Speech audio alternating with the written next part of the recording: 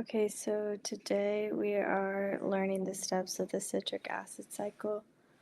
The whole point of the citric acid cycle, or the most important point, is that it's creating high energy electron carriers that will eventually move into the electron transport chain. And the electron transport chain is where we get most of our energy production. So the citric acid cycle occurs in the mitochondrial matrix, and it produces 1 ATP molecule, 3 NADH, and 1 FADH2 molecules per cycle.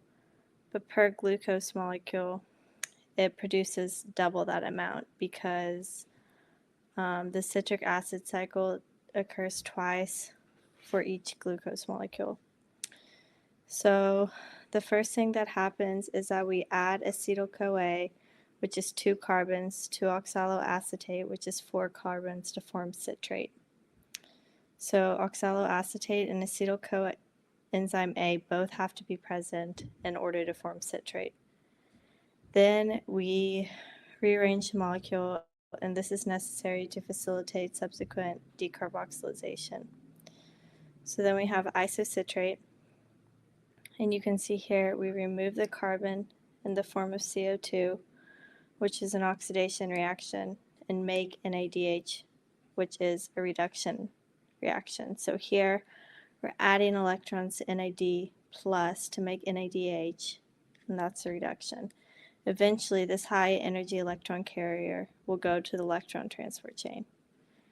So now, because we removed carbon in the form of CO2, we have a 5-carbon molecule, which is alpha ketoglutarate. So again, we're going to remove CO2, and we're going to make NADH. So now we have a 4-carbon molecule, which is acetyl coenzyme A. And then in step 5, we're adding a phosphate to make GTP, which is then immediately converted into ATP because ATP is the cell's preferable form of energy. So then we still have a 4-carbon molecule, succinate, but here we have a phosphate group added. And then we're going to rearrange the molecule.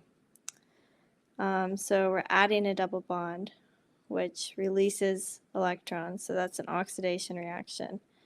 And then FAD plus is reduced to the high energy electron carrier FADH2, which will eventually go into the electron transport chain. So now we have fumarate. Then we're going to rearrange that into a more preferable form, which is malate. And then we're going to reform oxaloacetate. So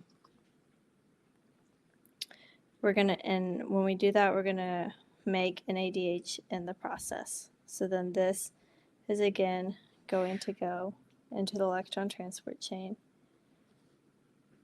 where we create most of the cell's energy. And a good way to remember all of the products of the citric acid cycle, the different molecules, is by this mnemonic. So can I keep selling seashells for money, officer?